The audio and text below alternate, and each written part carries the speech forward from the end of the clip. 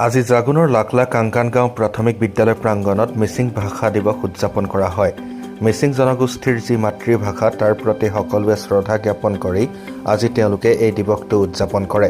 এই অনুষ্ঠানত উপস্থিত থাকে মিচিং আগম কেবাঙৰ সহকাৰী সম্পাদক মনেশ্বৰ পেগু, ডিগবৈ মহাবিদ্যালয়ৰ অধ্যাপক পাৰ্থ নৰহ, MAK তিনিচুকীয়া জিলা সমিতিৰ সভাপতি সুচেন দলে, TMMK তিনিচুকীয়া জিলা সমিতিৰ সভানেত্ৰী অনামিকা কুটুম আৰু MAK জাগুন আঞ্চলিক সমিতিৰ উপদেষ্টা বিষ্ণু পেগু।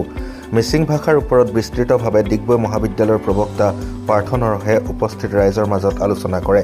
উল্লেখ্য যে বিগত সময়ত লাকলা কাংকান গাঁও প্ৰাথমিক বিদ্যালয়তেই মিচিং ভাষাৰ এক পৰীক্ষা অনুষ্ঠিত হৈছিল আৰু এই কেন্দ্ৰটোৰ 100% পৰীক্ষাৰ্থীয়ে উত্তীৰ্ণ হয়। প্ৰথম বিভাগ লাভ কৰা মণিজিন্তা দলে, নলিনী দলে আৰু শান্তনু ডাঙক আজিৰ অনুষ্ঠানত সম্বৰ্ধনা জ্ঞাপন কৰা হয়। অন্যহাতে গুৱাহাটীত অনুষ্ঠিত কিক বক্সিং প্ৰতিযোগিতাত সফলতা অৰ্জন কৰা শিল্পা দলে আৰু সুস্মিতা পাংগেকো সম্বৰ্ধনা জনোৱা হয়।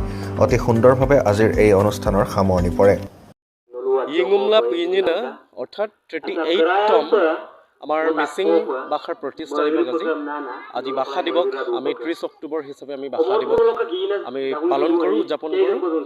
ঠিক তেনেকুৱাকৈ আমি আমাৰ জাগুনৰ যিটো আঞ্চলিক সমিতি, জাগুন মাৰ্ঘেৰিটা আঞ্চলিক সমিতিও আজি 30 অক্টোবৰ আগমলঙে মানে অৰ্থাৎ ভাষা দিৱস আমি কাংকান প্ৰাথমিক বিদ্যালয়ৰ প্ৰাংগণত আমি আজি উদযাপন কৰিছোঁ।